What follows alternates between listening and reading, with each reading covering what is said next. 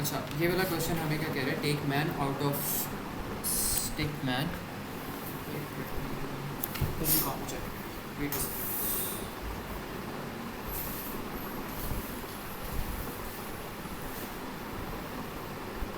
अच्छा, इस क्वेश्चन में वो क्या कहते हैं, take man out of stick man and appended with bat to print Batman, hint use and operator to print strings. अच्छा, ये वाला जो क्वेश्चन था ना, ये मैंने वैसे एक्सपेक्ट किया था कि आप लोगों को इसमें मुश्किल होगी। मैं अक्सर इस तरह मैं करता हूँ कि क्वेश्चंस मैं दे देता होता हूँ और क्वेश्चंस की जो सॉल्यूशन वगैरह होते हैं वो मैं बाद में सॉल्व करवाता हूँ, because in the back of my mind I also realize कि कोई चीज़ एडवांस हो रही है, हमने नहीं सही से पढ़ी। लेकिन माई पॉइंट इज़ कि आप लोग थोड़ा सा ना क्वेश्चंस को देख कर आया करो और थोड़ा सा क्वेश्चंस के बारे में सोचा करो, फिर जब सोच के आप मेरे क्वेश्चंस के सॉल्यूशन देखोगे ना, आपको बहुत ज़्यादा फ़ायदा होगा। तो ये बेसिकली होता है। मैंने हिंट भी मैंने इसलिए डाला क्योंकि मुझे पता था थोड़ी सी चीज़ तंग करेगी। अच्छा, अब इसमें करना क्या है, हमने जो स्टिक मैन है ना, उसके अंदर से हमने मैन निकालना है और उसको हमने अपेंड कर देना विद बैट के साथ। अब इसमें आपने जो मैन निकालना है वो आपके पास राइट साइड पे आ रहा है, तो या तो आप राइट का फंक्शन यूज़ कर सकते हो। आपने अगर इसके अंदर से मैन निकालना है तो what you can probably do here is कि आप यहाँ पे लिखो राइट और ओके ना, चलो राइट ही यूज़ करते हैं बिकॉज हमने मिड बहुत ज़्यादा हमने मिड यूज़ करना है। और अक्सर पास्ट पेपर्स के क्वेश्चन में मैंने आप लोगों को मिड ही करवाना है, तो उसकी प्रैक्टिस बहुत अच्छी हो जाएगी। इसकी हो सकता है रह, लेकिन वैसे अगर मिड आता है ना आपको, तो लेफ़्ट और राइट की ज़रूरत नहीं पड़ती। इतना मैं आपको 100% गारंटी दे के कह सकता हूँ कि अगर आपके पास आपको मिड यूज़ करना आता है तो there is no need to know about left और right, unless and until question ने आपको कहा कि आपने स्पेसिफिकली यही चीज़ यूज़ करनी है, जो क्वेश्चन कभी भी नहीं कहता। आज तक उसने नहीं कहा, तो मुझे नहीं लगता आप लोग ये अटेम्प्ट में भी कुछ ऐसा करेगा।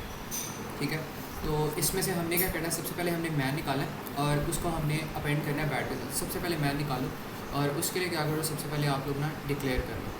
आप लोग यहाँ पे लिखो डिक्लेयर और इसके अंदर आप लिख लो डिक्लेयर रिज़ल्ट और यहाँ पर आपके पास आ जाएगा स्ट्रिंग। स्ट्रिंग क्यों आ गया, बिकॉज ये सारी जो चीज़ें ना आपके पास एज अ स्ट्रिंग एग्जिस्ट कर रही है, डबल कोटेशन मार्क्स हैं। ठीक है, एक ये चीज़ होगी।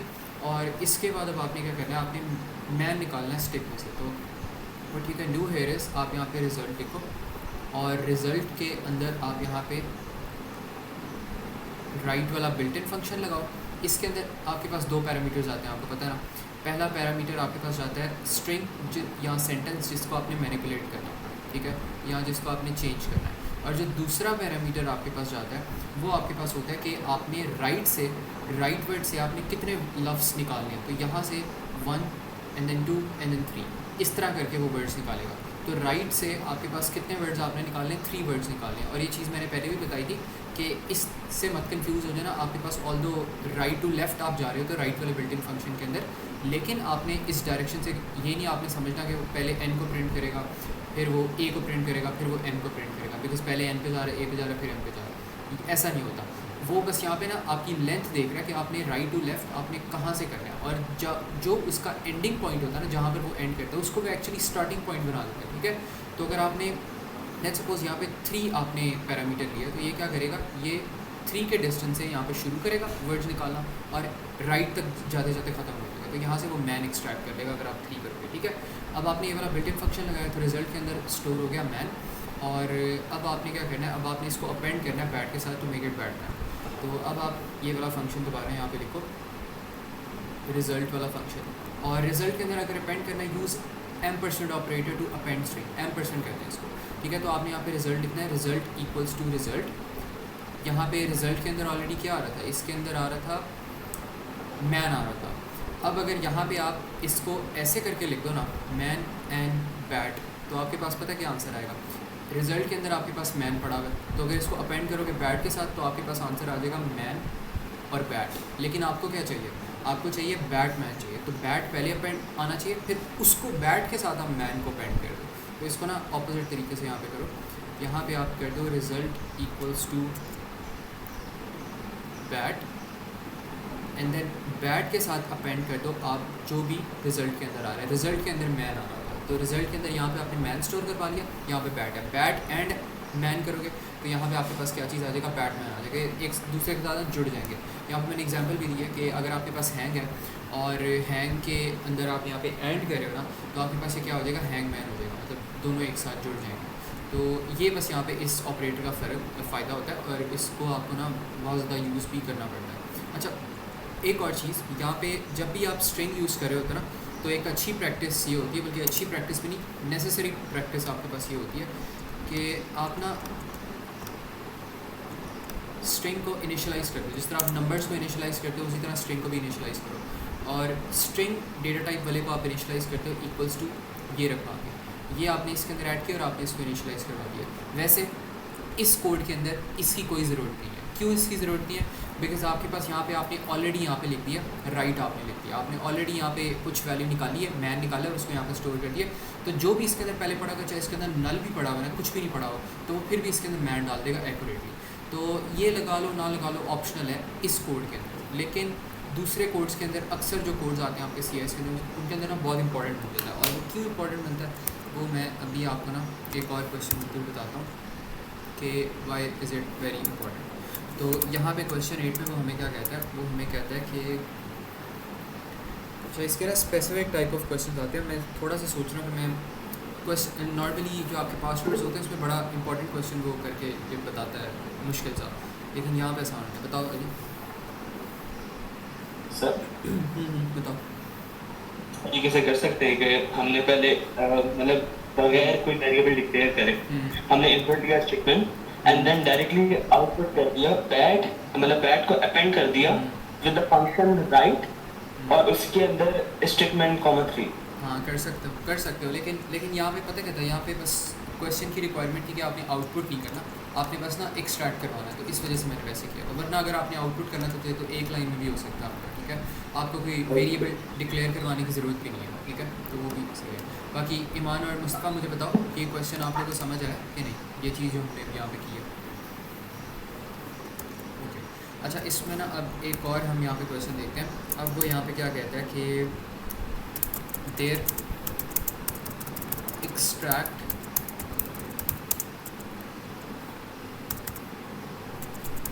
each character from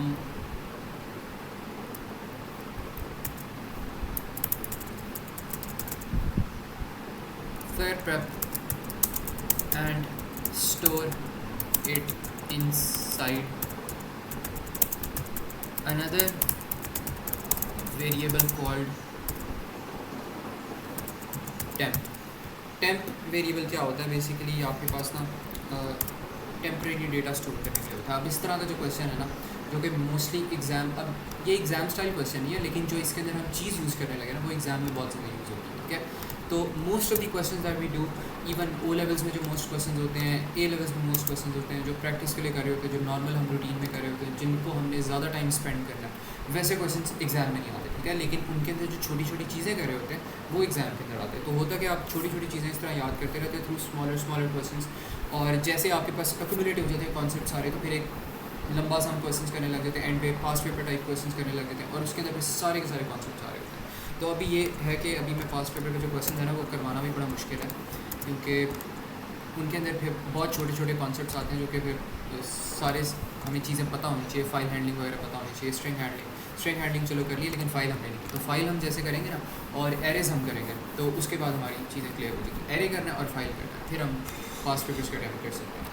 अच्छा, अब यहाँ पे वो क्या कह रहा है, extract each character from flare prep and store it inside another variable called temp. तो यहाँ पे सबसे पहले एक अनदर वेरिएबल है टेम्प, तो इसको पहले टेम्प को डिक्लेयर करवा लो, बिकॉज वहाँ पे कहीं पे मेंशन नहीं है कि ग्लोबल वेरिएबल है, यहाँ ऑलरेडी डिक्लेयर्ड है। तो हम इसको खुद ही डिक्लेयर कर लेते हैं टू अवॉइड एनी एरर्स। तो यहाँ पर आप इसको डिक्लेयर कर लो, डिक्लेयर टेम्प स्ट्रिंग। और अब आपने क्या करना है, अब एज अ प्रोटोकॉल आपने इसके अंदर टेम्प को इनिशियलाइज़ करना है। क्यों करना है ये मैं बताता हूँ। अच्छा, टेम्प को आप इनिशियलाइज कर दो इस एम्प्टी स्पेस से, ठीक है। अब आपने क्या करना है, आपने एक एक कैरेक्टर एक्सट्रैक्ट लगाना है, एक एक कैरेक्टर एक्सट्रैक्ट करना है। तो एक एक कैरेक्टर जब आप एक्सट्रैक्ट करते हो तो आप मिड लगाते हो, ठीक है, हमेशा मिड लगाते हो, बिकॉज आप खाली लेफ्ट और राइट वाले कैरेक्टर्स ही एक्सट्रैक्ट कर रहे हो, आप बीच में भी आओगे, बीच वाले कैरेक्टर्स भी आपको एक्सट्रैक्ट करवाने पड़ेंगे, एंड वाले, मीडियम वाले, इवन वाले सारे कैरेक्टर्स। तो यहाँ पर आप लिख दो for x let's suppose, and then आपके पास यहाँ पे होगा 1 2, कितनी देर तक चलाना है, जितनी इसकी लेंथ है। और हमारे पास टाइम नहीं है कि हमने इसकी लेंथ को गिनना है, या हो सकता है हमें लेंथ पता ही ना हो किसी चीज़ की, तो आप यहाँ पे खाली लेंथ का फंक्शन लगा दो to get the upper count. तो यहाँ पर इसके अंदर आपके पास फिर आ जाएगा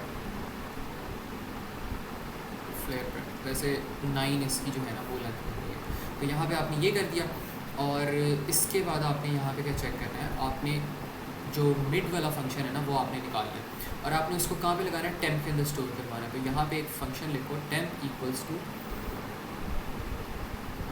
टेम्प एंड। अब एंड का ऑपरेटर मैंने क्यों लगाया, बिकॉज आपने अपेंड करना है। ये आपके पास एम्प्टी स्पेस आ रही है और एम्प्टी स्पेस के साथ आप एफ पहले अपेंड करो, फिर आप एल करो, फिर आप ए करो। तो एम्प्टी स्पेस के आगे आप इस तरह F L A R E P करके आहिस्ता आहिस्ता कैरेक्टर्स इसके साथ जोड़ दो। तो ये एम्प्टी आपके पास जो थी वो वैसे इग्नोर हो जाएगी और आपके पास फ्लेयर पर रह जाएगा। तो ये मेरे पास लॉजिक है, ठीक है। तो इसमें मैं ये करूँगा और यहाँ पे आपके पास मिड वाला जो फंक्शन है वो लग जाएगा। और मिड वाला फंक्शन हमें पता है किस तरह होता है। सबसे पहला जो पैरामीटर आ रहा है उसमें आपके पास जाएगी स्ट्रिंग, और जो आपके पास दूसरा पैरामीटर जा रहा है उसके अंदर आपके पास जाएगा पोजीशन जाएगी कि कौन सी पोजीशन वाला इंडेक्स आपने निकालना है। तो यहाँ पे सेकंड पैरामीटर के अंदर आप डाल दो x, और इसके बाद यहाँ पे जाएगा कितने कैरेक्टर्स आपने निकालने हैं। तो ये होगा आपके पास 1 कैरेक्टर, ठीक है। 1 कैरेक्टर आपने यहाँ से एक्सट्रैक्ट करना है। तो it's going to be like this, ठीक है। तो इस तरह करके आपके पास ये एक कोड है, मेजर जो चंक ऑफ लॉजिक है वो इस कोड के अंदर लाई कर रही है। अब यहाँ पे आपने क्या करना है, नेक्स्ट टेक्स्ट कर दो और आपका जो टेम्प है वो भर जाएगा। अब यहाँ पे मैंने टेम्प के अंदर नल की यहाँ पे नल की बजाय एम्प्टी स्ट्रिंग इसलिए लगाया बिकॉज अगर यहाँ पे नल आ जाता ना तो आप नल को अगर अपेंड करते हैं इसके साथ तो एरर आ जाता था। एरर क्यों आता है, बिकॉज नल को आप स्ट्रिंग के साथ अपेंड नहीं कर सकते, आप जोड़ नहीं सकते। बिकॉज अपेंड पता क्या होता है, अपेंड असल में आपके पास होता है कुछ जो प्रोग्रामिंग लैंग्वेजेस होती है ना वो इस तरह भी यूज़ करी होती है। हम यहाँ पे इस तरह यूज़ करते हैं ना, मैं कहता हूँ कि ए आ रहा है आपके पास, फिर आपके पास एम्परसेंड आ रहा है एंड देन बी आ रहा है, तो इसका रिजल्ट क्या आ जाएगा, ए बी आ जाएगा। लेकिन कुछ प्रोग्रामिंग लैंग्वेज होती है वो कहती हैं A plus B equals to A B, उनके लिए ये चीज़ होती है। तो यहाँ पे जो प्लस आ गए या जो एम्परसेंड आ गए ये बेसिकली एक दूसरे के इक्वल टू ही है, रिलेटेबल है। तो ये जो प्लस साइन होता है ये अरिथमेटिक ऑपरेशन होता है। तो जो भी अरिथमेटिक ऑपरेशंस होते हैं आपके, उसमें आपको गार्बेज वैल्यू का ख्याल रखना पड़ता है। यहाँ पे जो फर्स्ट लेक्चर भी हुआ था इसमें मैंने यहाँ पे यही बात आप लोगों को लिख पाई थी कि जो अरिथमेटिक ऑपरेशंस होते हैं ना उसमें ख़ास ख्याल रखना होता है हमने गार्बेज वैल्यूज रिमूव करने का। तो एक minute, every declared variable has a garbage value initially which causes issues in arithmetic operation। तो arithmetic operation भी करना होता है। यहाँ पे आ गया sum equals to sum plus num आ गया, आपके पास आ गया let's suppose sum equals to sum minus num आ गया, यहाँ आपके पास आ गया num into 5 आ गया, मल्टीप्लिकेशन आ गई, डिवीजन आ गई, प्लस आ गई, माइनस आ गई। इस गार्बेज वैल्यू स्ट्रिंग पर only real integer. Garbage value जो होती है ना हर चीज़ के अंदर होती है। आप अगर बूलियन भी डिक्लेयर कर रहे हो ना, बूलियन के अंदर भी गार्बेज होती है, लेकिन रिमूव करना तब नेसेसरी होता है जब आपके पास अरिथमेटिक ऑपरेशन आ रहा है। अरिथमेटिक ऑपरेशन में रिमूव करना इसलिए ज़रूरी होता है बिकॉज अगर आप इस तरह लिख रहे हो ना, आपने x डिक्लेयर किया, x को आप लिख दो x equals to x plus 1, तो x equals to x plus 1 पता क्या करेगा, यहाँ पे वो कर देगा गार्बेज प्लस 1, तो ये गलत हो जाएगा। अब अगर आप करते हो x equals to x minus 1 कर देते हो तो वो कर देगा गार्बेज माइनस 1, लेकिन हमने तो x माइनस 1 करना था। अगर आप करते हो x equals to x into 2 करते हो तो ये क्या करेगा, गार्बेज इंटू 2 कर देगा। और अगर x equals to x over 2 करते हो तो गार्बेज ओवर 2 कर देगा, ये गलत चीज़ हो जाएगी। लेकिन अगर आप कर रहे हो, अगर आप अरिथमेटिक ऑपरेशन नहीं करें, आप इसके अंदर कोई पहले डायरेक्ट वैल्यू डाल देते हो। लेट्स सपोज आपने जिस तरह पिछला वाला जो कोड था ना उसके अंदर आपने डाला था right built in function use करके, आपने इस तरह बिल्ट इन फंक्शन यूज़ किया, उसके अंदर फ्लेयर प्रेप लिखा और आपने प्रेप बल्कि क्या लिखा था उसके अंदर, स्टिक मैन आपने किया था मेरे ख्याल में, और आपने मैन को एक्सट्रैक्ट किया था, तो उसमें आपने असाइन कर दिया था। तो जो गार्बेज है वो ऑटोमेटिकली क्या हो जाएगी, जो यहाँ से वैल्यू आ रही है वो ये ओवरराइड कर देगी, गार्बेज को वो ऑटोमेटिकली रिमूव कर देगी। तो इस वजह से जो असाइनमेंट वाली चीज़ें होती है उसमें गार्बेज वैल्यू रिमूव करने की ज़रूरत नहीं पड़ती, लेकिन हर कोड के अंदर गार्बेज वैल्यू होती है। लेकिन आप लोगों ने गार्बेज तब रिमूव करनी है जब अरिथमेटिक ऑपरेशंस हो। अगर वैसे भी कर दो गार्बेज रिमूव तो कोई इसमें बुराई नहीं है, आपका कोड तब भी चल जाएगा। लेकिन ज़रूरत तभी पड़ती है जब आपके पास अरिथमेटिक ऑपरेशन हो, बिकॉज वहीं पर ही आपका जो सोल्यूशन होता है वो गलत हो सकता है। बाकी जो दूसरी चीज़ें होती है उसमें वैसे ही कोई ना कोई वैल्यू साइन हो जाती है तो गार्बेज ओवरराइट हो जाती है आपकी, तो उसको दोबारा से छेड़ने की ज़रूरत नहीं पड़ती, ठीक है। अच्छा, what was the purpose of this code? Purpose of this code was to show you why we initialize और स्ट्रिंग वेरिएबल्स, ठीक है। यहाँ पे मैं दिखाता हूँ देखो इसका ये जो पर्पस था ना, पर्पस इस कोड का एज सच इसका कुछ नहीं था, बिकॉज हम क्या करें यहाँ पे सारे हमने कैरेक्टर्स बार बार हमने इससे निकाले इस वेरिएबल में से और उसको हमने स्टोर करवा दिया स्टेप वाले वेरिएबल में, तो इसका कोई ऐसा फ़ायदा तो नहीं हो रहा, ठीक है। आप इसको ऐसे भी कर सकते थे, आप इसको कर देते temp equals to flare prep, वो भी तो सेम ही चीज़ होगी, राइट। लेकिन इसका मतलब ऐसा कोई वो इतनी फंक्शनैलिटी नहीं है रियल वर्ल्ड, लेकिन इसके जो कॉन्सेप्ट्स हैं ना छोटे छोटे, वो बहुत यूज़फुल हैं, वो आगे जाके यूज़फुल होंगे। इवन जो टेम्प का कॉन्सेप्ट है वो यूज़फुल है, ये जो मिड का कॉन्सेप्ट है ये आपका टेस्ट होगा। फिर साथ ही साथ ये वाली चीज़ मैंने बताई है, ये वाला मेरा पर्पज़ था ये बताना कि ये चीज़ आपको समझ आ जाए कि आप ये क्यों करते हो, तो ये यहाँ पे इंपॉर्टेंट थी, that's why I wrote it. तो अब ये मुझे बताओ, अब ये चीज़ समझ आई है कि नहीं। मुस्तफ़ा, ईमान और अली, इसमें बस ये होता है कि आपके पास नल को आप किसी भी चीज़ के साथ अपेंड नहीं कर सकते, आप नल प्लस नहीं कर सकते, आपने स्ट्रिंग एंड स्ट्रिंग को आपने हमेशा अपेंड करना है। अगर आपके पास सेम डेटा टाइप्स होंगे तो वही आपके पास अपेंड हो सकते हैं। यहाँ पर आपके पास नल आ रहा है, यहाँ पे आपके पास str आ रहा है, तो नल प्लस str कर लो या नल एंड str कर लो, वो तो गलत हो जाएगा। लेकिन अगर str प्लस str करते हो वो हो जाएगा आपके पास, तो इस वजह से हम यहाँ पे ये रखवा देते हैं। अच्छा हाँ, अब आप एक और थोड़ी सी और बेहतर अंडरस्टैंडिंग के लिए ना, यहाँ पे मैंने आपको बताया था कि यहाँ पे आप कर सकते हो लेकिन ज़रूरी नहीं है। यहाँ पे करना क्यों ज़रूरी था, अब ये जो रिज़ल्ट है ना, इस रिज़ल्ट के अंदर भी गार्बेज वैल्यू एग्जिस्ट करी है, बिकॉज मैंने बताया था हर चीज़ के अंदर एग्जिस्ट करती है, लेकिन इसके अंदर हमने गार्बेज वैल्यू नहीं हटाई। क्यों नहीं हटाई, बिकॉज ज़रूरत ही नहीं है। यहाँ पे रिजल्ट के अंदर इस पॉइंट के अंदर गार्बेज एग्जिस्ट कर रही है, लेकिन जैसे ही आप इसके अंदर से मैन एक्सट्रैक्ट करते हो ना, और आप करते हो रिजल्ट इक्वल्स टू मैन, तो मैन आपका उठ के यहाँ पर आ जाता है और गार्बेज कैंसिल हो जाती है, ओवरराइट हो जाती है, और गार्बेज की जगह मैन स्टोर हो जाता है। तो इस तरह के जो फंक्शन होते हैं उनसे क्या होता है, गार्बेज आपकी रिमूव होगी और मैन ऑटोमेटिकली ओवरराइट हो गया। तो इस तरह जो असाइनमेंट ऑपरेटर होते हैं वो खुद से गार्बेज वैल्यू रिमूव कर देते हैं, आपको कोई मतलब रिमूव करने की ज़रूरत नहीं पड़ती। अगर कर दो वो भी ठीक है, कोई मसला नहीं है, क्योंकि एंड में ओवरराइड हो ही जा रहा है, ठीक है। इसलिए आपको इनमें गार्बेज वैल्यू नहीं रिमूव करनी पड़ती। लेकिन हाँ, अगर कोई प्लस वाली चीज़ होती ना, या अगर ये वाली लाइन ना होती, पहले ये वाली लाइन होती, तो फिर आपको ज़रूर इसके अंदर रखवाने, इसको इनिशलाइज़ करना पड़ता है। अगर आपके पास कोई इंटीजर आ गया, उसको ज़्यादातर आप जीरो से डिक्लेयर करते हो, लेकिन ज़रूरी नहीं है जीरो से करने, किसी और से भी कर सकते हो। क्वेश्चन की रिक्वायरमेंट पर डिपेंड करती है सारी चीज़ें, ठीक है। तो ये बस आपको पहचान करना चाहिए। बाकी अली तुम क्या कह रहे हो, क्वेश्चन नंबर 15 करवा दूँ मैं, कौन सी असाइनमेंट नंबर 1?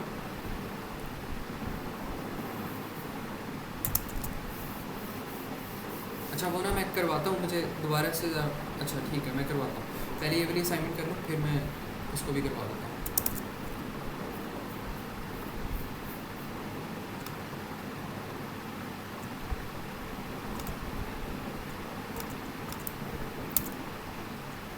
अच्छा यहाँ पे क्वेश्चन नंबर 6 में वो क्या कह रहा है, ask a user to enter 20 numbers, calculate max minimum sum maximum number, minimum number, sum of all numbers, average of all numbers, and print them at the end. Do proper error handling validation and don't allow user to enter any number that's not numeric. तो that's not numeric के लिए आपके पास कौन सा check लगना है, is num वाला check लगना है, ठीक है। तो इसके you'd always use is num वाला चेक।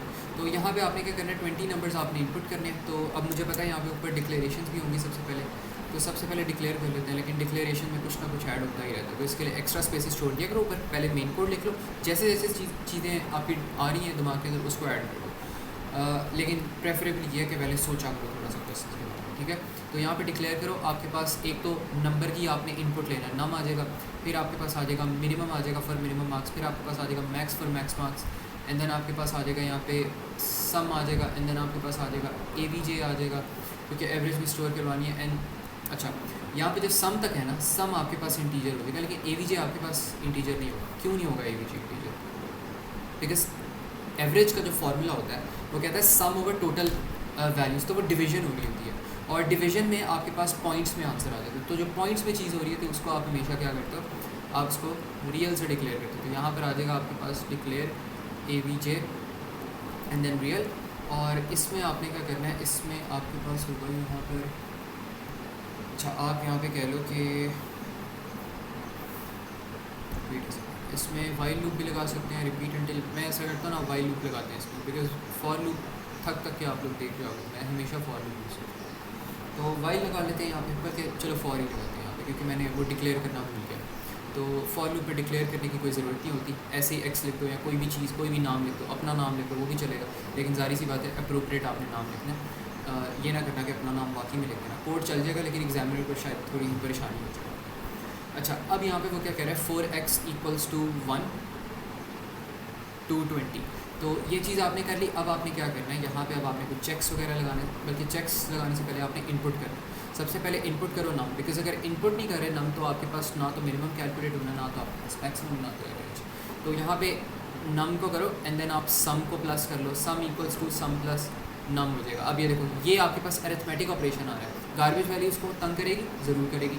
तो अब इसके लिए क्या करो, सम के अंदर आप असाइन करवा दो, ज़ीरो असाइन करवा दो, ठीक है। अब देखो ये वाली जो चीज़ है ना, मैं यहाँ पे ना इक्वल टू का साइन यूज़ करता हूँ बार बार। तो मेरी वैसे नॉर्मली रिकमेंडेशन ये होती है इक्वल टू की जगह ना आप लोग एरो यूज़ करिए, बिकॉज जो एरो होता है ना ये असाइनमेंट असाइन करने के लिए होता है किसी चीज़ के अंदर वैल्यू, और जो इक्वल टू का साइन होता है ये कंपैरिजंस के लिए होता है। लेकिन मेरी बहुत बुरी एक आदत है कि मैं बार बार यहाँ पे ना इक्वल टू यूज़ करता हूँ। तो आई ऑलवेज़ रेकमेंड कि अगर यहाँ पे मेरी पीडीएफ के अंदर कोई इस तरह की चीज़ें हैं भी चल जाएगा, मुझे नहीं लगता एग्जामिनर इसको पेनलाइज़ करता है, बिकॉज बहुत ज़्यादा चीज़ें होती हैं एग्जामिनर पेनलाइज़ नहीं करता, इतना सिंटेक्स का ख्याल नहीं करते एग्जामिनर्स, ठीक है। बिकॉज आपके पास अक्सर बच्चे डिफरेंट सिंटेक्स यूज़ कर रहे थे और उनके आंसर एक्सेप्टेबल हो जाते हैं। इवन मेरे पास जो last O level C S की अटैम्प्ट थी वहाँ पे मैंने बच्चों को जारी सी बात है अपना सिंटेक्स पढ़ाया था, तो एंड पे कुछ और बच्चे आए थे जो किसी और टीचर से पढ़ के आए थे, उनके सिंटेक्स बिल्कुल ही मुख्तलिफ थे लेकिन थे वो भी करेक्ट, ठीक है। तो सिंटेक्स पे एग्जामिनर इतना कभी भी पेनलाइज नहीं करेगा आपको, अगर छोटी मोटी इस तरह की चीज़ें कर लो तो इट विल बी फाइन। लेकिन मैं स्टिल रिकमेंड करता हूँ कि असाइनमेंट ऑपरेटर यूज़ कर लो। अगर एक लैंग्वेज आपने ये पकड़ी है तो उस लैंग्वेज को सही से फॉलो भी तो करो, ठीक है। ये ना करो कि कभी किसी पार्ट्स में कुछ और लैंग्वेज लगा दो, किसी पार्ट्स में कुछ और लैंग्वेज लगा दो, अच्छा डिसिप्लिन नहीं है। लेकिन एग्जामिनर कुछ नहीं कहेगा आपको, ठीक है, वो मैं गारंटी कर सकता हूँ। अच्छा बताओ अली। सर ये आपने जो सम लिखा है तो सम मतलब पहले हम यूज करेंगे कि वो अच्छा वैल्यू है या अच्छा ये जो सम के, एक मिनट मुझे ना यहाँ पे कनेक्ट भी करने तो अपने माइक्रोफोन, पता नहीं मुझे आवाज़ बहुत कम आती है ऐसे, मॉनिटर पे क्या लिखा था।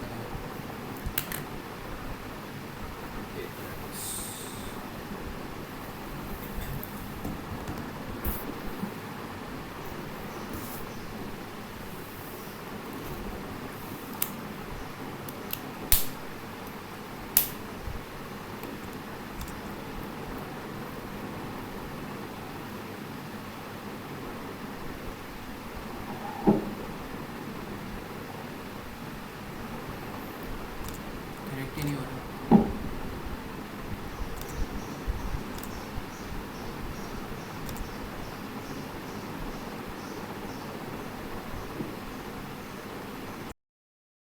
तो अब बताओ।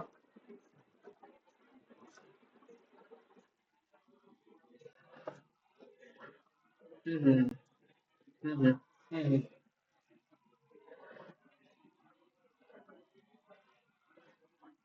ओ हाँ, सही कह रहे हो, सही कह रहे हो। यहाँ पे एरर हैंडलिंग भी तो हमने करनी है, एरर हैंडलिंग हम पहले ही करेंगे, डेफिनेटली डेफिनेटली सही बात है। मैं यहाँ पे मैंने मिस ही कर दिया था कि यहाँ पे एरर हैंडलिंग लगानी भी है कि नहीं। Do proper error handling validation and don't allow user to enter any number that's not numeric. ठीक है, तो पहले यहाँ पे चेक लगा लो कि क्या आपके पास वैल्यू न्यूमेरिक है भी कि नहीं है। तो यहाँ पे for the check what you can do here is, आप यहाँ पे व्हाइल लूप लगा लो। मैं हमेशा व्हाइल लूप लगाना पसंद करता हूँ। और एक दफा आपने लूप से पहले इनपुट लेनी है और अगर एरर आते रहे तो बार बार इनपुट लेते रहो। तो जो व्हाइल लूप होता है एरर हैंडलिंग के लिए आप क्या करते हो, हमेशा उल्टी कंडीशन लगाते हो, बिकॉज ये एरर हैंडलिंग है, आपने एरर्स को हैंडल करना है। तो अगर एरर्स को हैंडल करना है तो आप इसको लूप में हैंडल करोगे, और लूप में आप तभी जाओगे जब आपका एरर आएगा, और एरर आपका तब आएगा जब आप ऑपोजिट रेंज में चल रहे होगे। तो ऑपोजिट रेंज वाली कंडीशन यहाँ पे लगानी है, ठीक है। तो आप यहाँ पे आपके पास कंडीशन क्या है कि इज नम होना चाहिए, तो आप चेक करो if it is not is num, ठीक है। तो यहाँ पर आप लिखो वाइल इज नम,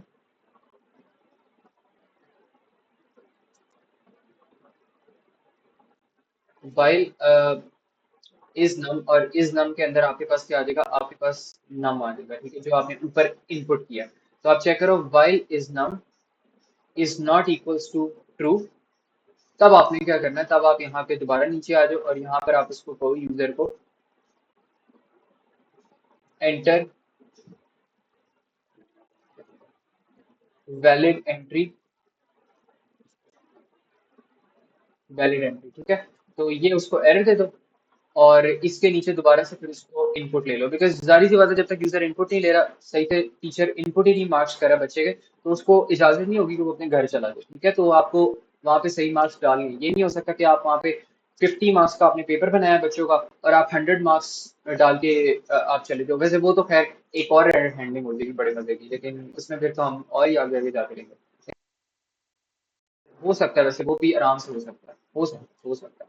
अच्छा, एक ये भी आपके पास चेक हो सकता है कि आपके पास अगर, हाँ, फंक्शन डेफिनेटली रिटर्न करता है, ट्रू फॉल्स रिटर्न करता है, ठीक है। अच्छा, अब इसमें पता है कि इसमें हम क्या नहीं लिखते हैं? नहीं नहीं नहीं नहीं, तो मुझका हम्म हम्म, नहीं नहीं, वो कोड के अंदर नहीं लिखते, वो उसके अपने फंक्शन के अंदर लिखी हुई होती है रिटर्न चीज, ठीक है। लेकिन यहाँ पे उसने हमें खुद से लिखा है और हमने बस कॉल करना है। जो मेन वाला हम कोड लिखते हैं ना, उसके अंदर हमने फंक्शन के नाम को कॉल करना होता है और वो हमें चीजें ला के दे रहा होता है, ठीक है। हमने कुछ नहीं करना होता। फंक्शन का पर्पज ये होता है कि उसने लाइंस को मिनिमाइज करना होता है, आपको एक लाइन में उसने हजारों लाइन का कोड प्रोवाइड करना होता है, ठीक है। जो आपको ना लिखना पड़े। आप इसको इस नाम वाले फंक्शन को ना आप खुद से भी वैसे कर सकते हो। वैसे अब मैं जो नेक्स्ट आप लोगों को असाइनमेंट देने वाला हूँ ना, थोड़ी सी मुश्किल होने वाली है, लेकिन वो ये होगी, जितने भी हमने अभी तक स्ट्रिंग हैंडलिंग के बिल्ट इन फंक्शंस किए ना, अब आपने उन सारों के फंक्शंस को आपने खुद से क्रिएट करना है। और हर फंक्शन को आपको क्रिएट करना पड़ेगा, ठीक है। और वो आप मैनुअली क्रिएट करोगे, ठीक है। लेकिन अभी उसके उससे पहले हम थोड़ा बहुत फंक्शन और प्रोसीजर्स पढ़ेंगे। अच्छा, अब यहाँ पे वो क्या कह रहे हैं, आउटपुट एंटर वैलिड एंट्री। और यहाँ पर उन्होंने क्या कह दिया, इनपुट दोबारा से इनपुट कर दो, इनपुट नम कर दो। और यहाँ पे मैंने अब आपको कहा था कि एक ये भी कंडीशन हो सकती है कि जो भी आपके पास मार्क्स आ रहे हैं वो आपके पास एक लेंथ से, एक सर्टेन लेंथ से ज्यादा होना। लेकिन यहाँ पे इस क्वेश्चन के अंदर हम उसको स्किप कर देते हैं, बिकॉज यहाँ पे कोई भी उन्होंने मैक्सिमम मार्क्स हमें बताए नहीं, तो हम यहाँ पे अज्यूम ही कर रहे हैं, ठीक है। लेकिन अगर 100 मार्क्स मैक्सिमम होते हैं सपोज, तो यहाँ पे आप एक और कंडीशन लगाते हैं, while is num is not equal to true, और marks या num is less than 0, और num is greater than 100, और marks is greater than 100। लेकिन यहाँ पे तो marks की भी बात नहीं हो रही, यहाँ पे नंबर की बात हो रही। नंबर तो जैसा मर्जी हो सकता है, ठीक है। नंबर का बस आपने न्यूमेरिक चेक करना है। तो अब लेकिन वैसे मैं बता रहा हूँ, अगर मार्क्स वाली कंडीशन आती तो आप ये भी चेक कर सकते हैं क्या नंबर उसने डाला है क्या नहीं डाला। और साथ में आप चेक कर लेते, और अगर आपके पास जो नंबर है वो 0 से कम है, बिकॉज 0 से कम तो किसी बच्चे के मार्क्स नहीं आ सकते, वो फिर किसी का पर्सनल वेंडेटा ही होगा, टीचर का स्टूडेंट के खिलाफ। तो ये हो गया। और फिर आप चेक कर लो, और मार्क्स ग्रेटर देन 100 भी नहीं हो सकते, बोनस नहीं आपने देना, ठीक है। वो यूनिवर्सिटी में चलता है। तो यहाँ पे आप इसको भी यहाँ पे हटा दो, ठीक है। ये सारी चीजें आप यहाँ पे कर दो। तो ये सारी चीजें आपको फिर इंक्लूड करनी पड़ेगी। और अगर आपने अच्छी प्रॉपर कॉन्क्रीट एरर हैंडलिंग करनी, लेकिन यहाँ पे बस आप यही कर लो, ठीक है, क्योंकि नंबर आपके पास किसी भी रेंज में हो सकते हैं। ये कर लिया काम। अब आपने क्या करना है, इनपुट नम भी कर लिया, और बस यही है इसके अंदर। फिर यहाँ पे एंड वाइल कर लो। अब जैसे ही आपके पास ये एंड वाइल खत्म होगा ना, आपके पास ऐसा नंबर स्टोर हो जाएगा इस नम के अंदर जो कि एक्सेप्टेबल होगा। बिकॉज जब तक आप, आपका जो इज नम है वो आपका क्या कहते हैं, वो आपका ट्रू रिटर्न नहीं ना करेगा ना, तब तक आपकी जान नहीं छूटने वाली इस लूप से। और जैसे ही ये ट्रू रिटर्न कर देगा, आपकी इस लूप से जान छूट जाएगी, और जो भी लेटेस्ट वैल्यू होगी वो फिर इस नम के अंदर ऑलरेडी स्टोर होगी, बिकॉज आपने यहाँ पे इनपुट नम किया। इनपुट नम करने के बाद जो भी आप स्टोर करवाते हैं वो नम के अंदर चला जाता है। तो अब जैसे ही आप लूप से बाहर जाओगे, आप कह सकते हो कॉन्फिडेंस के साथ कि अब जो नम के अंदर मेरे पास लेटेस्ट वैल्यू जो पड़ी होगी ना, चाहे मैंने 100 अटेम्प्ट्स उसके नम के अंदर 100 अटेम्प्ट्स किए वैल्यू रखवाने की, लेकिन जो लेटेस्ट वैल्यू इस पॉइंट तक जो मेरे पास पड़ी होगी ना, ये वाला जो पॉइंट आ रहा है इस पॉइंट तक मेरे पास एक्यूरेट वैल्यू ही होगी, इस नम ही होगी, न्यूमेरिक ही होगी। बिकॉज ये वाइल लूप उसकी जान नहीं छोड़ेगा, ये कोड को पूरा दिन रात यूजर के पीछे पड़ जाएगा, लेकिन जब तक यूजर नहीं करेगा ये यूजर की जान नहीं छोड़ेगा, ठीक है। तो अगर यूजर यहाँ पे आ जाता है, तो वो तभी आएगा जब वो इस वाली स्टेज को क्लियर करके आएगा, एरर अपने क्लियर करके आएगा। तो ये चीज कर ली हमने। इसके बाद सम कर लिया, और इसके बाद मिनिमम कंडीशन कैलकुलेट कर लो, और जो मैक्सिमम वाली चीजें हैं ना, वो यहाँ पे आप लोग देख लो कि वो किस तरह करनी है।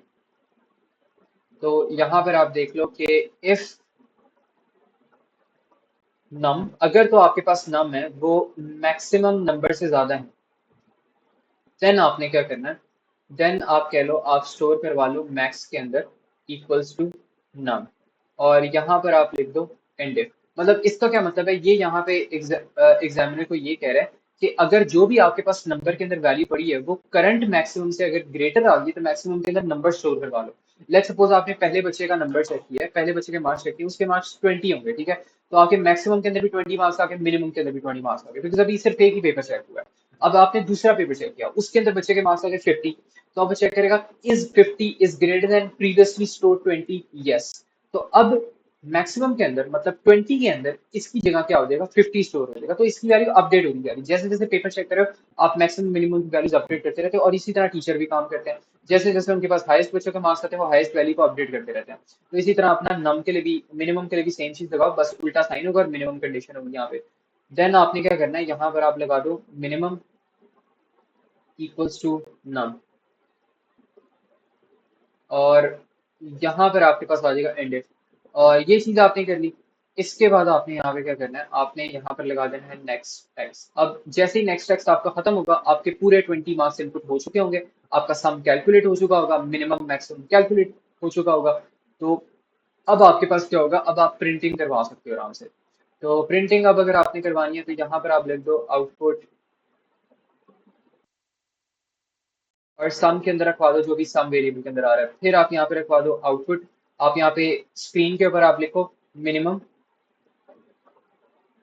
मिनिमम वैल्यू इज, स्क्रीन के ऊपर ये प्रिंट होगा। और फिर मिनिमम वैल्यू की वैल्यू किस में स्टोर्ड है, मिनिमम वाले वेरिएबल के अंदर स्टोर है। तो कॉमा डाल के मिनिमम वाला वेरिएबल इसके आगे बिल्कुल लिखो।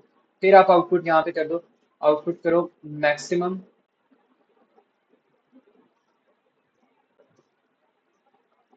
मैक्सिमम वैल्यू इज, और यहाँ पर आ जाएगा मैक्स। एंड देन यहाँ पर आपके पास आउटपुट में आ जाएगा average is, and then average क्या होता है, सम ओवर 20 आ जाएगा यहाँ पे। ठीक है, तो ये आपके पास एवरेज हो जाएगी। तो ये मुझे बताओ सब बच्चे के ये चीज समझ आई है, मुस्तफा, अली और ईमान? Is it clear? यहाँ कोई मसला है इस क्वेश्चन में? थोड़ा सा लंबा था, चीजें भी ज्यादा आई हैं, तो अगर कोई क्वेश्चन है, सवाल है तो पूछो। ठीक है, चलो। हाँ, लूप की जगह अगर क्या लगा लेते, इफ। लूप की जगह इफ जो होगा ना, इफ इज द बिगेस्ट, नहीं वो पता क्यों नहीं होगा। जो आपका इफ कंडीशन होता है ना, वो सिर्फ एक दफा आपकी कंडीशन चेक करेगा, और ये बहुत कॉमन मिस्टेक है। तो इसमें ये बच्चे क्या करते हैं, हमेशा वाइल लूप की जगह ना यहाँ पे इफ लगा देते हैं हैंडिंग में। और इफ इसलिए गलत है क्योंकि ये सिर्फ एक दफा चेक करेगा। अब इसमें पता क्या होता है, अगर आप, आपका यूजर जो है ना, यूजर आप नहीं अज्यूम कर सकते कि आपकी डिफरेंट तरह के यूजर्स ने आपकी वेबसाइट यूज करनी है। ठीक है, कोई यूजर अक्लमंद हो सकता है, कोई आप कह सकते हो कोई यूजर रिटार्डेड हो सकता है। ठीक है, तो for user who is not good enough, वो फिर क्या करेगा, वो बार बार कभी कुछ एंटर करेगा, कभी कुछ एंटर करेगा। किसी बच्चे ने आपकी वेबसाइट खोल ली है, तो वो क्या करेगा, उसने लेट्स सपोज इंस्टाग्राम की उसने अकाउंट बनाना है, बच्चे को टैबलेट दे दी है शुरू शुरू में, तो उसने इंस्टाग्राम अकाउंट पे भी जाएगा। अब वो अकाउंट बनाएगा, उसको तो सारी सी बात है इतना उसको पता नहीं है, तो वो क्या करेगा, वो अपनी जो ईमेल वगैरह सही से नहीं वो सेट करेगा, वो बार बार गलत ईमेल कह रहा है, वो ईमेल की जगह अपना नाम लिख देता है खाली। वो अपना नाम लिख देता है कि मेरा नाम लेट्स सपोज अली है। ठीक है, वो वहां पे लिख देता है अली बस, ईमेल की जगह। लेकिन ईमेल में आपका फॉर्मेट क्या होता है, आपको @, याहू या @gmail वगैरह करके कुछ लगाना पड़ता है। तो आपका जो इंस्टाग्राम है वो आपको क्या कहता है, वो आपको अगर इस तरह आप करोगे तो वो आपको पेनलाइज करता है, वो एरर मैसेज देता है, वो रेड कलर का एरर मैसेज देगा, और आपको काउंट क्रिएट करने नहीं देगा। एरर नंबर 1 दे दिया आपने, दोबारा गलती की, दोबारा आपने एंट्री की गलत, वो दोबारा आपको एरर देगा। आप तीसरी दफा गलती करोगे, तीसरी दफा वो आपको एरर देगा। तो ये सारा पॉसिबल क्यों है, बिकॉज वो काम लूप में कर रहा है। और ये जो लूप है, ये आपके पास यूजर पे डिपेंड करता है कि कितनी दफा चलेगा, और हमें नहीं पता कितनी दफा चलेगा। तो ये रेपिटेशन आपके पास आ गई। तो रेपिटेशन बार बार वाला जो काम है वो आप लूप में ही हमेशा करते हो। और ये वाला जो लूप है, ये आपका 10 दफा चल सकता है, आपका 100 दफा चल सकता है, आपका 1000 दफा चल सकता है, आपका एक भी दफा नहीं चल सकता। Depends on the user. ठीक है, डिपेंड्स ऑन यूजर, आपका पहली दफा में किस तरह का एंट्री करता है, किस तरह वो अपनी डेटा एंट्री करता है। ठीक है, तो वो यूजर पे डिपेंड करता है, ये आपका एरर्स कितने आएंगे और कितनी दफा आएंगे। हाँ, नहीं नहीं, वो पता है क्या करेगा, वो सिर्फ एक नंबर के लिए चलेगा। यहाँ पे हमने हर नंबर की एंट्री करनी है।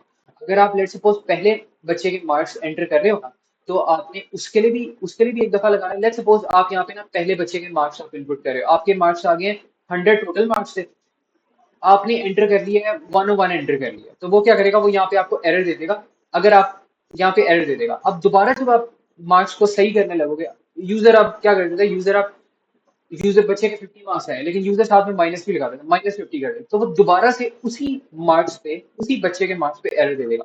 तो हमने क्या करना है, हमने हर बच्चे का मार्क्स चेक करना है। इवन जो आपकी एक्सेल होती है, एक्सेल के जो कॉलम्स होते हैं, वो हर कॉलम के लिए क्या करता है, आपकी एरर हैंडलिंग कर रहा होता है। इस कॉलम के लिए भी कर रहा होता है, इस डब्बे के लिए भी, इस डब्बे के लिए।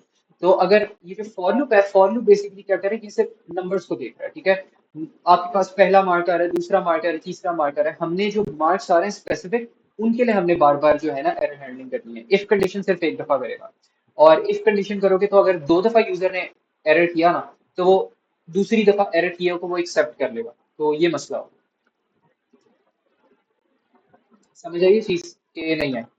किसी को इसमें कोई इशू हो तो मैं और बेहतर समझा सकता हूँ, लेकिन आप लोग की अंडरस्टैंडिंग पर डिपेंड करता है। ठीक है, बताओ मुझे, मुस्तफा, ईमान और अली, क्लियर है? ओके, अली आपको भी क्लियर हो गया? ठीक है ठीक है। अच्छा, अब यहाँ पे ना दूसरा हम कोड देख लेते हैं, और मुझे बता देना जब आप लोगों की क्लास ना एंड हो रही है, क्योंकि मुझे आज कुछ काम भी थे तो मैं वो रहना चाहूँ।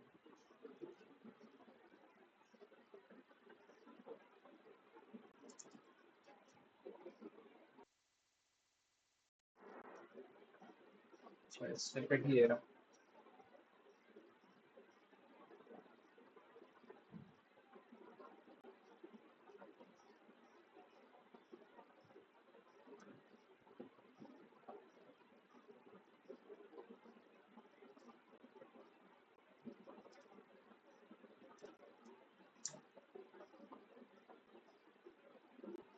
अच्छा, यहाँ पे वो क्या कह रहा है, allow user to enter the number of rooms for the hotel booking, do proper error handling and validation, do not allow user to enter an erroneous data और डेटा टाइप। मतलब इसका क्या मतलब है कि एरर वाला डेटा टाइप ना कर देना। तो नंबर ऑफ होटल्स अगर उन्होंने करने हैं, तो वैसे तो इसमें ना मुझे वो देनी चाहिए थी, आप लोगों को मैक्सिमम रेंज देनी चाहिए थी, लेकिन चलो इसमें क्योंकि मैक्सिमम रेंज देने नहीं दी, तो एक बिल्डिंग के अंदर कितने ही वैसे रूम्स हो सकते हैं। मैं यहाँ पे चलो इसको ना थोड़ा सा अमेंड करता हूँ, और मैं यहाँ पे कहता हूँ कि मैक्स रूम्स इन, हाँ वो भी सही है, लेकिन यहाँ पे सारी की सारी एरर हैंडलिंग हमने करनी थी। मैंने इसमें ना वेग इन्फॉर्मेशन मैंने इसलिए दी थी, मेरा दिल कर रहा था कि मैं आपको ये बताऊं कि पहले आप इस नाम से करो फिर ये करो, लेकिन मैं चाह रहा था आप थोड़ा सा खुद से सोचो कि क्या पॉसिबिलिटी हो सकती है, इससे मैंने यहाँ पे थोड़ा सा वेग सा क्वेश्चन बनाया था। लेकिन मैक्सिमम का पता होना चाहिए था, वो मैंने मिस आउट कर दिया। तो यहाँ पे कह दो मैक्सिमम रूम्स इन होटल, और कितने मैक्सिमम हो सकते हैं, 50 कर लेते हैं, चलो छोटा सा होटल है हमारा, तो 50 से ज्यादा रूम्स हो नहीं सकते। ठीक है, वैसे तो कोई 50 से ज्यादा करेगा भी नहीं, लेकिन हो सकता है कोई आपकी ऑफिस कोई ट्रिप हो, कोई सारे ऑफिस वाले बंदे को लेकर जा रहा हो, तो हो सकता है कोई कॉर्पोरेट अगर ट्रिप है तो वो हो सकता है पूरा का पूरा होटल बुक करने, तो ये पॉसिबिलिटी है। तो हो सकता है, दुनिया कुछ भी कर सकती है, बड़ी बड़ी चीजें होती हैं। अच्छा, अब वो कह रहा है allow user to enter the number of rooms for the hotel booking, do proper handling and validation, do not allow user to enter an erroneous data type और डेटा टाइप। अब इसमें पॉसिबिलिटीज क्या हो सकती हैं? एक एरर ये हो सकता है कि वो जो डेटा वो इस नाम नहीं है, वो एंटर कर देता है, स्ट्रिंग एंटर कर देता है, वो उसको कह देता है कि ना मुझे 10 रूम्स चाहिए, लेकिन जब आप कंप्यूटर के अंदर एंट्री कर रहे होते हो ना, तब आप न्यूमेरिक की एंट्री करते हो, मोस्टली आप यही कहते हो, आप वेबसाइट पे जाते हो, आप न्यूमेरिक की चूज कर रहे होते हो। आपने बहुत ही कम, आपने कंप्यूटर्स के ऊपर भी देखा होगा कि आपको लिखना पड़ा है कि आपने अगर मूवी की, लेट सपोज आपने टिकट्स लेनी है, तो आप कह रहे हो मैंने 12 टिकट्स लेनी है, TWELVE आप करके लिख रहे हो, ऐसे कभी भी नहीं करना पड़ता। कोई भी एक, मैंने आज तक कोई मूवी की वेबसाइट नहीं देखी जिसमें टिकट्स आपको ऐसे लिखनी पड़ी कि मैंने ये करनी है। आपको बस नंबर्स आपको दे दिए जाते हैं, और नंबर्स के हिसाब से आप 1 2 3 कर लेते हो। ठीक है, ड्रॉप डाउन आपके पास मेन्यू आता है इस तरह का, आपके पास वो मेरे ख्याल में यहाँ पे प्लस माइनस करके आपके पास आ जाता है, फिर आप उसको क्वांटिटी को इंक्रीज कर लो, डिक्रीज कर दो, ये सारा इंटीजर वाला काम होता है। ठीक है, तो पहली तो बात यह है कि मस्ट बी इंट इंट होना चाहिए, और दूसरी बात यह है कि आपके पास जो इसकी रेंज है वो 0 से ज्यादा होनी चाहिए। ठीक है, number of hotels should be greater than 0। 0 hotels तो हो नहीं सकते, क्योंकि चलो 0 भी वैसे हम कर सकते हैं। अगर आप कह रहे हो कि यूजर बड़ा अंश हो रहा है, और यूजर आपका क्या कहता है कि यूजर आया होटल लेने, उसको होटल की जो प्राइस है ना वो उसको बहुत ज्यादा लगी है, तो वो कहता है नहीं नहीं मैंने तो बस 0 होटल ही चूज करना है, और वो फिर भाग जाता है। तो चलो इसको भी कर सकते हो, लेकिन वेबसाइट्स के परस्पेक्टिव से अगर देखा जाए ना, तो 0 भी एक्सेप्टेबल नहीं होता। 0 को भी रहने तो आप ग्रेटर देन ही 0 कर दो, क्योंकि 0 अगर कर रहे हो ना तो आपकी कोई एंट्री नहीं होगी, आपके पास कुछ हो नहीं रहा वेबसाइट के अंदर। आपने एक्शन तभी देना जब आपके पास 1 से ज्यादा रूम होगा। ठीक है, एमी अपनी रिक्वेस्ट या अपनी पावर थोड़ी ना वेस्ट करनी कि अगर यूजर ने कह दी 0 रूम करो, तो उसके लिए 0 रूम आपने अलॉट करना है, तो उसके लिए आपने अपनी पावर नहीं वेस्ट करनी, तो उसको इग्नोर ही कर दो बिल्कुल। और एक और चीज हो सकती है कि आपके पास जो रूम्स हैं वो 50 से कम या 50 के इक्वल्स टू होने चाहिए। ठीक है, तो ये एक और कंडीशन होगी। तो ये 3 पॉसिबिलिटीज हैं जो हो सकती हैं, जो मुझे भी लग रहा है यहाँ पे हो सकती है। अगर कोई और पॉसिबिलिटी तो वो भी बता दो, लेकिन I think this should be ना, यही पॉसिबिलिटीज एरर हैंडलिंग वाली इसमें होगी। अच्छा, अब इसमें हम क्या कर सकते हैं, इसमें वो कह रहे हैं do proper error handling and validation. ठीक है, वही चीज उसने कहा। सबसे पहले हम यहाँ पे डिक्लेयर कर लेते हैं नंबर ऑफ रूम्स, तो यहाँ पर मैं कहता हूँ डिक्लेयर रूम, और ये हो जाएगा इंटीजर।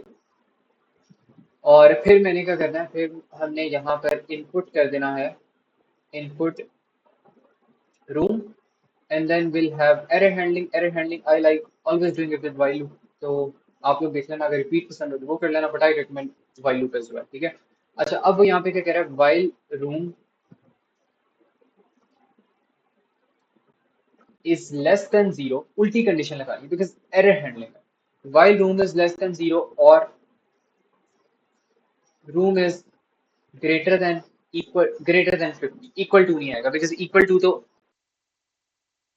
पे गलत कंडीशन भी लगानी है, और वाली कंडीशन यहाँ पे लगा दो, और इस नम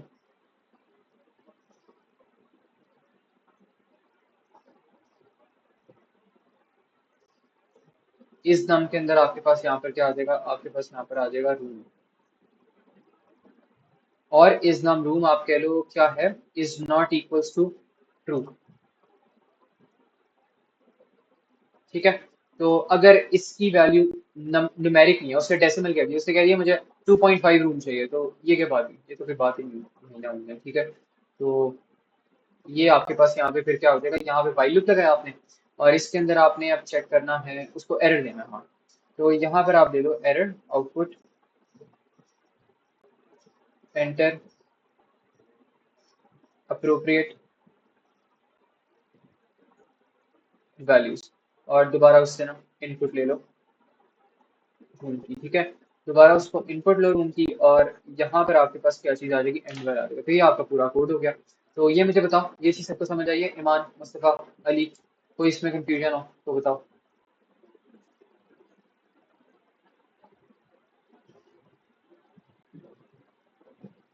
कोई क्वेश्चन किसी तरह का दिमाग में कोई सवाल आ रहा हो तो पूछो, अच्छी बात होती है पूछना।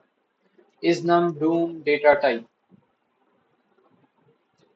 अच्छा ऐसे खाली इसके अंदर ना रूम ही आता है, बिकॉज वो देखो, वो यहाँ पे चेक करे इज नम के अंदर सिर्फ एक पैरामीटर आता है, ठीक है। तो यहाँ पे हमने किया भी था, इसको बिल्ट इन फंक्शन में होगा, कहाँ पे लिखा हुआ है इज नम, एक मिनट बस, is num return boolean, oh oh yup yup, ऐसे भी हो सकता है, returns true if this string represents a valid numerical value, data type must be character और स्ट्रिंग। ओके, एक मिनट, 12.36 रिटर्न्स टू, बात तो सही कर दी है, लेकिन इसमें फिर हम पता क्या कर सकते हैं, हम इसमें एक और चेक लगा सकते हैं। हम इसमें इस नम को छोड़ो, चलो अच्छी बात है, क्वेश्चन कर लिए, एक और तरह का जो चेक है ना वो बड़ा यूजफुल मिलेगा।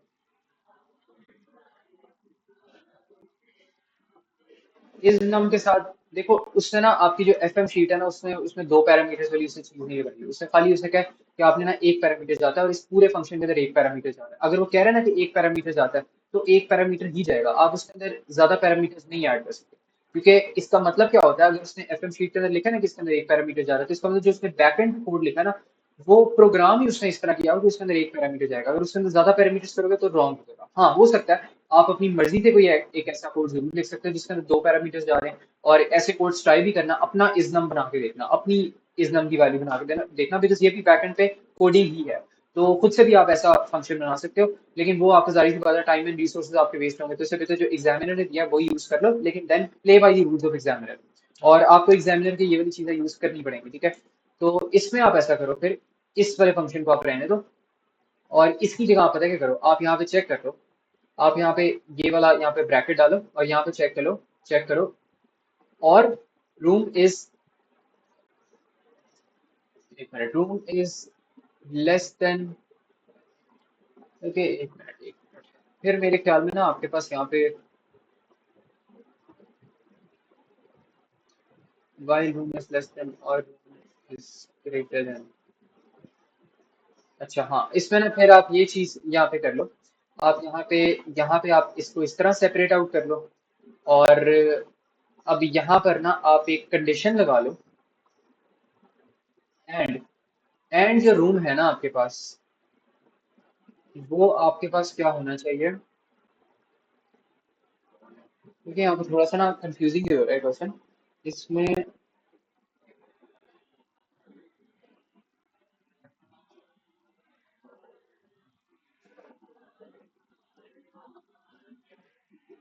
एक मिनट देखने दो,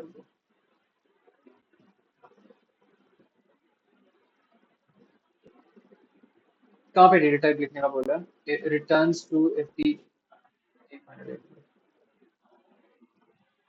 दिस स्ट्रिंग डेटा टाइप। नहीं नहीं, ये पता क्या, ये पता क्या है? ये ये पता क्या चीज है, ये उसने ना आपको हेडर दिया हुआ है, जो जहां पर उसने बैकएंड पे फंक्शन बनाया ना, फंक्शन की स्टार्टिंग वाली लाइन उसने आपको प्रोवाइड किया ताकि आपको थोड़ा सा आइडिया हो जाए कि उसने फंक्शन किस तरह लिखा हुआ है। लेकिन this means nothing to us. हम सिर्फ ये वाली जो चीज आ रही है ना यहाँ पे, ये वाला जो चीज आ रही है, इसका मतलब ही पता है क्या है? इसका मतलब ये है कि आपके पास सिर्फ और सिर्फ ना यही वाली एक ही पैरामीटर आ सकता है आपके पास, और ये बस इसका मतलब होता है। और इसमें जो आप इस तरह करके लिखते हो ना, कि आप यहाँ पे लिख रहे हो, कोई आप अपने से वैल्यू लिख रहे हो, कोई भी आप वैल्यू लिख दिया आपने, यहाँ पे लिख दिया फ्लेयर लिख दिया, और फिर उसकी आपने डेटा टाइप लिख दिया स्ट्रिंग।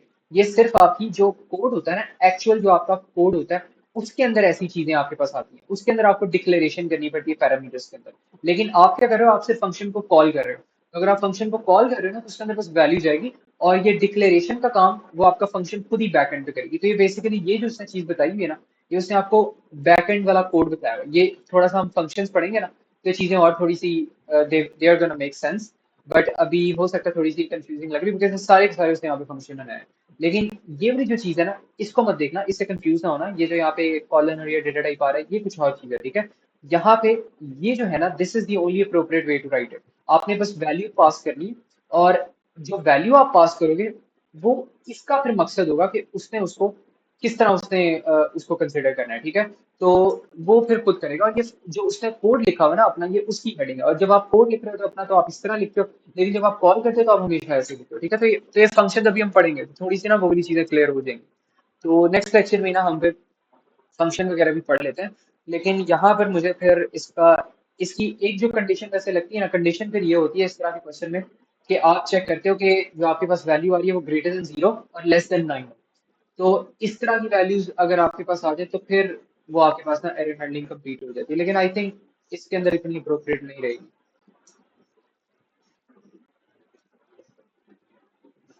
अब मुझे लग रहा है यहाँ पे, आई थिंक, या अगर हम इसको कर दें, बल्कि हाँ, एक और चीज हो सकती है। लेकिन पता है क्या, अब जितनी भी एरर हैंडलिंग मेरे दिमाग में आ रही है ना, वो एडवांस है थोड़ी सी। वो बोले हमने कॉन्सेप्ट अभी किए नहीं, तो थोड़ा सा परेशानी हो जाएगी आप लोगों को। तो इसलिए अभी मैं कह रहा हूँ, इसको ना आप ऐसा करो, अभी पेंडिंग कर लो, इसके ऊपर मैं वापस आऊंगा, ठीक है? इसकी एरर हैंडलिंग मैं करूंगा। और ये मुझे रिमाइंड करवाना कि इस क्वेश्चन पे ना आपने वापस आना है। इसकी एक एडवांस टाइप की एरर हैंडलिंग है, वो आप पता है कि उसके अंदर चेक करते हो, उसके अंदर आप चेक करते हो कि आपके पास यहाँ पे एक फंक्शन होता है, बल्कि नहीं, इस तरह नहीं कहते आप। उसमें ना मॉड और डिव का आप यूज करोगे। आप चेक करोगे कि अगर तो आपके पास किसी भी चीज में आपके पास रिमाइंडर आ रहा है ना, तो रिमाइंडर अगर आपके पास आ गया, तो इसका मतलब आपके पास जो है ये रियल नंबर है, ठीक है? अगर रिमाइंडर नहीं आया, तो ये आपके पास इंटीजर है। तो ये वाला आप कॉन्सेप्ट यहाँ पे लगा सकते हैं, बल्कि ये तो ओ लेवल्स में किया होगा। मुस्तफा, मैं तुम्हें ना समझा देता हूँ फिर। होता पता क्या है, यहाँ पे जब आप मॉड और डिव लेते हो ना, ये एक छोटी सी चीज है। अब ये इसको मैं दोबारा समझाऊंगा, ठीक है? तो बिल्कुल भी इस पे परेशान नहीं होना अभी, ठीक है? बार बार हमने इसको समझना है। अगर मैं यहाँ पे लिख देता हूँ अंदर 50, और यहाँ पे बाहर में लिख देता हूँ लेट्स सपोज 5 लिख देता हूँ, ठीक है? तो यहाँ लेट्स सपोज मैं 10 लिख देता हूँ, यहाँ कोई और चीज लिख देता हूँ। तो अगर मैं यहाँ पे ये करता हूँ ना, मेरे पास नीचे आ जाएगा 0, और ऊपर मेरे पास आ जाएगा, ये आंसर आ जाएगा। अब जो ऊपर वाला आंसर आ रहा है ना, इसको मैं कहता हूँ डिव का रिजल्ट, और इसको मैं कहता हूँ मॉड का रिजल्ट। अब मॉड और डिव भी जो है ना, वो भी आपके पास फंक्शन होते हैं। आप मॉड का एक बिल्ट इन फंक्शन होता है, मॉड के अंदर आप नंबर डालो, और वो आपको डायरेक्ट इसका रिमाइंडर दे देगा, जो भी इस तरह लॉन्ग डिवीजन करके आता है। और डिव का भी इसी तरह सीन होता है, इसके अंदर आप डालो और ये आपको ना वो दे देता है। तो जो रिमाइंडर्स हमारे पास आ रहे हैं ना, वो अगर हमारे पास 0 आ गया रिमाइंडर, तो इसका मतलब है हमारे पास ये रियल नंबर है। क्योंकि यहाँ पे अगर आप लेट्स सपोज ले लेते हैं 5.12 ले लेते हैं, तो जो मर्जी आप कर लो, आपके पास यहाँ पे 50 आना था, और नीचे जाके आपके पास जो आंसर था ना, वो हो जाना था 12, 0.12 आपके पास ना यहाँ पे रिमाइंडर आना था। तो ये अब मसला हो जाना था। लेकिन अभी भी इस तरह से रिमाइंडर हम लेंगे किसके साथ? अगर कोई आपके पास रूम की वैल्यू आ रही है, तो उसके साथ ही रिमाइंडर अगर हम ले लें, तो क्या नहीं, ये भी गलत हो जाएगा थोड़ा सा। 1 के साथ अगर हम मॉड ले लें, तो शायद मेरे ख्याल में चल जाएगा। आई थिंक 1 के साथ चल जाए, 1 के साथ इसको लेकर देखते हैं। अब मैं पता है क्या करता हूँ, अब ये वाला जो कोड है ना, इसको थोड़ा सा एग्जाम्पल कोड की तरह समझ लो। अगर मैं यहाँ पे लिखता हूँ 50, अच्छा मुस्तफ़ा, इस पे तुमने क्वेश्चंस पूछने हैं मुझसे ढेर सारे, क्योंकि मुझे पता है थोड़ा सा मैंने जल्दी में समझाया और ये अलग टॉपिक था। तो अगर कोई मसला हुआ ना तो पूछना है। 50 div mod 50 mod 5 अगर करोगे ना, 50 mod 5, तो इसका रिजल्ट पता क्या आएगा? इसका रिजल्ट आपके पास आ जाएगा जीरो, बिकॉज आपके पास ये वाली चीज हो रही है। और अगर आप यहाँ पे लिखते हो 50 div 5 लिखते हो, तो इसका रिजल्ट आपके पास आएगा ऊपर 5 आएगा, ठीक है। बिकॉज आपके पास क्या हो रही है? आपके पास ये वाली नीचे वाली चीज हो रही है। तो खाली अभी ना ये मुझे बता दो सबको कि नहीं आई। ईमान, अली और मुस्तफ़ा, बताओ मुझे। अच्छा चलो ठीक है। अच्छा, अब इसके बाद हमने क्या करना है? इसके बाद अब मैंने जो आइडिया यहाँ पे प्रपोज किया ना, मैंने ये प्रपोज किया कि अगर आपके पास रियल नंबर आ रहा है ना, और रियल नंबर का अगर आप कोई भी आपके पास इंटीजर हो और उसका अगर आप मॉड लेते हो 1 के साथ, तो हमेशा रिमाइंडर जीरो आता है। ये तो कॉमन सेंस की बात है कि अगर आपके पास लेट सपोज, मैं यहाँ पे कुछ एग्जांपल भी देता हूँ, आप 50 mod 1 करते हो तो 1 तो 50 तक पहुंच ही जाएगा।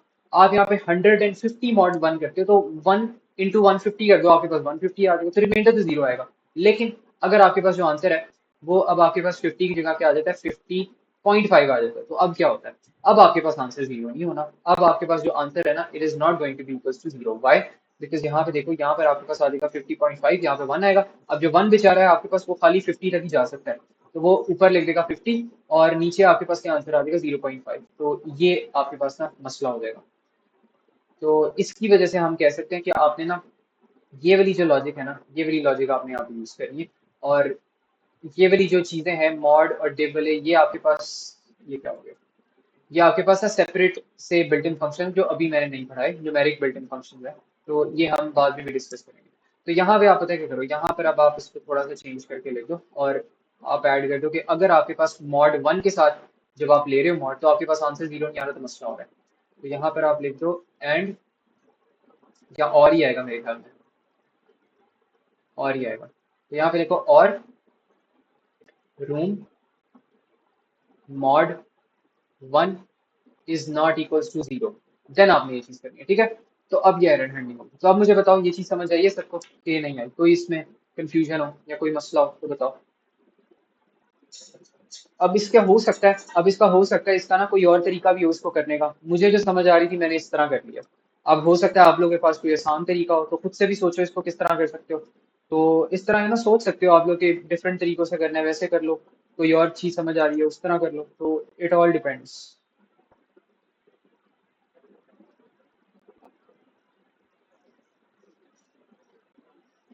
वैसे एक और चीज मैं आपको बताऊं, अगर आप खाली ये वाली चीज लगा रहे हो ना यहाँ पे, while boom is less than zero, और ओके नहीं रहने दो, ज्यादा कंफ्यूज हो क्योंकि ये बिल्कुल आपके पास ना एक्यूरेट ही चीज है।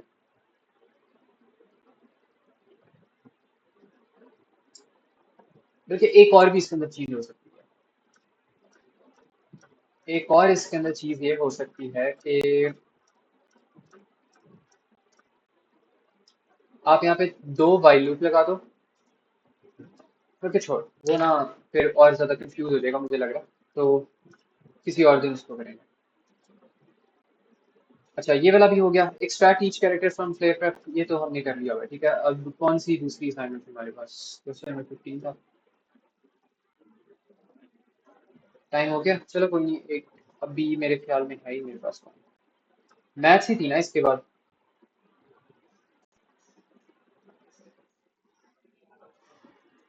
एक दफा चेक कर लो कहीं और क्लास ना हो तो फिर।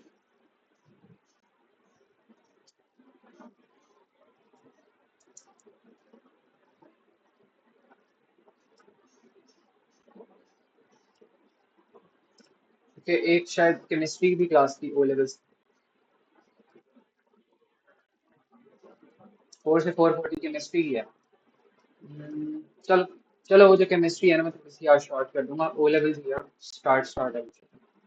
अच्छा यहाँ पे वो क्या कह रहे हैं? Write a code to validate the characters, the user can only enter characters if the user enters anything else, integer, sentence, boolean, it's rejected and the user is asked to enter. तो ये बड़ा आसान होता है, इस ये आराम से हो जाएगा। ये भी वैलिडेशन है आपके पास। सबसे पहले आप क्या करो, आप यहाँ पे ना डिक्लेयर कर दो, आप यहाँ पे करो डिक्लेयर, और इसको आप रखवा दो एंट्री। और एंट्री में क्या करनी है? एंट्री में आपने रखवाना है 4।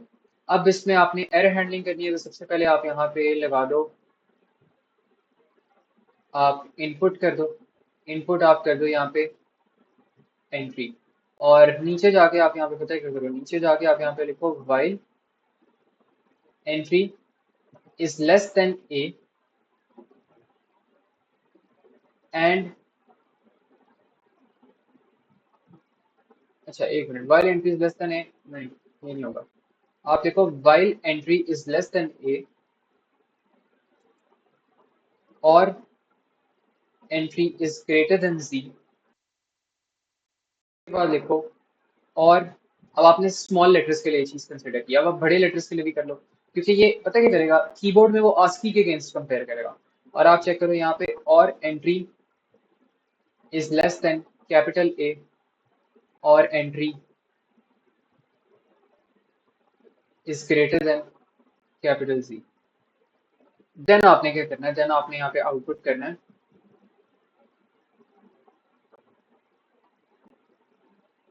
ओनली चार्ज और एक्सेप्टेबल। मतलब मैं अजीबो गरीब में प्रॉम्प्ट यहाँ पे बनाता हूँ, मैं यहाँ पे ये देखो चार्ज लिख रहा हूँ, चार्ज वैसे लिखना नहीं चाहिए क्योंकि अच्छा प्रॉम्प्ट नहीं है। तो देखो मेरे प्रॉम्प्ट से कभी भी इंस्पिरेशन ना लेना, these are only for logic. मैं यहाँ पे लॉजिक सिखा दूंगा आप लोगों को, लेकिन डिजाइनिंग करना कोड की वो बड़ा टाइम वेस्ट हो जाएगा, ठीक है। तो उसमें ना आप लोगों का फायदा है ना मेरा फायदा, तो इसलिए मैं यहाँ पे इतनी कोई इसको खूबसूरत तरीके से करके वो लिख नहीं रहा होता, प्रॉम्प्ट्स वगैरह नहीं दे रहा होता। तो अक्सर जो प्रॉम्प्ट्स वगैरह होते हैं उसका आप खुद भी ख्याल कर लिया करो, बेसिक सी सेंसिबल सी चीज़ें, और हर किसी के अपने प्रॉम्प्ट्स होते हैं, तो उसको आप खुद ही अप्रोप्रिएट और अच्छे प्रोफेशनल कर लेना। तो यहाँ पर लिख लो ओनली कैरेक्टर्स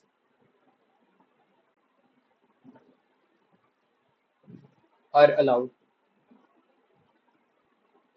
तो ये चीज़ कर ली, और इसके बाद आप कर लो दोबारा से इनपुट ले लो, इनपुट एंट्री, और अब यहाँ पे कर लो एंड वाइल, ठीक है। तो ये हमारे पास यहाँ पे फिर हो जाएगा कोड, और this is a very accurate code. यहाँ पे आपके पास जितने भी कैरेक्टर्स आ रहे हैं ना, वही आपके पास यहाँ पे आ जाएंगे, ये जो ए बी सी डी वाले कैरेक्टर्स हैं। ऐसे तो कोई और भी आपके पास कैरेक्टर्स हो सकते हैं, नो। देखिए इसका इसका एक आसान कोड है, ये पता क्या हो सकता है, अगर ये वाला जो मैंने कोड लिखा है ना, ये सिर्फ ए बी सी डी वाले कैरेक्टर्स के लिए चलेगा, लेकिन देखो उसने तो यहाँ पे कैरेक्टर्स कह दिया। वैसे मेरी इंटेंशन नहीं थी ऐसा कोड बनाने की, लेकिन बन चुका है तो चलो कर लेते हैं। अब इसमें पता क्या होता है, इसमें आस्की टेबल लेकर आओ जरा अपने पास। आस्की की आपको मैक्सिमम और जो मिनिमम वैल्यूज है वो तो आपको पता होनी चाहिए, ठीक है। तो आस्की कभी पूरा आपने याद नहीं करना, बट उसकी एटलीस्ट आपको कैपिटल लेटर की मैक्सिमम वैल्यू, मिनिमम की मैक्सिमम और मिनिमम वैल्यू, ये सारी चीज़ें आपको एटलीस्ट पता होनी चाहिए, ताकि ये बाकी की आस्की आप खुद ही फाइंड कर लो। तो इसमें हम देख लेते हैं और इसके मुताबिक करते हैं, क्योंकि कंप्यूटर जो आपका होता है ना वो आस्की को ही मैच कर रहा होता है।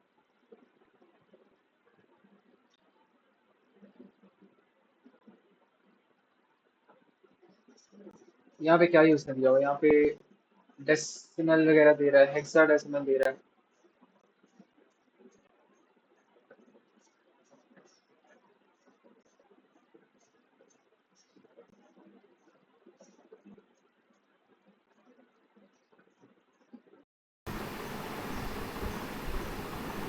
अच्छा इसमें फिर पता है क्या करो, इसकी जो यहाँ पे डेसिमल वैल्यूज़ आ रही है ना, अब यहाँ पे आपके पास स्टार्ट कहाँ से हो रही है इसकी, यहाँ से ये 41 है, ये आपके पास 65 है, ये 61 है, 97 है। तो आपने करना क्या है इस कोड के अंदर, अगर ये वाले आपके पास कोड्स बन रहे हैं ना ऐसे, तो आपने बस यहाँ पे करना है, आपने चेक कर लेना है।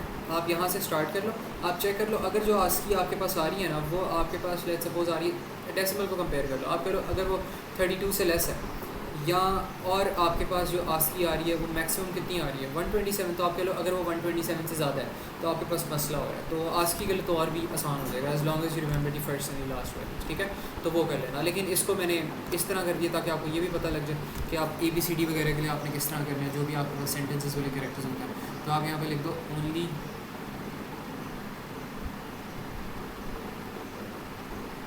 इंग्लिश कैरेक्टर्स, ठीक है। तो उसके लिए फिर आपके पास ये लॉजिक बनेगी। आस्की के लिए आपको बता दी, अगर रेंज से आपने ऑपोजिट देख लेना तो ये बस आस्की हो गया, ठीक है। अब मुझे बताओ इसके अंदर कोई और सवाल हो, कोई और क्वेश्चन हो।